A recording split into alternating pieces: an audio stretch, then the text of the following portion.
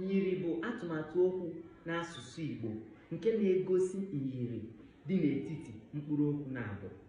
N'asụsụ Igbo, ihe eji egosipụta myiri bụ ka na dịka.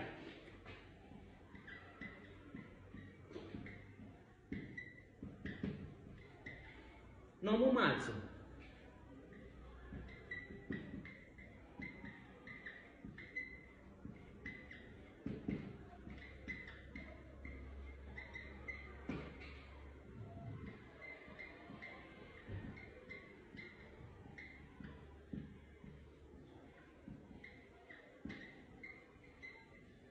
ka anyị lee anya n'ọmụmaatụ ndị a. Obi na-agba ọsọ ka agwọ. Ikenna na-arị elu ka enwe. Ile anya n'ọmụmaatụ ndị a, ịhụ na ka nọ na ya, nke na-egosipụta myiri n'asụsụ Igbo.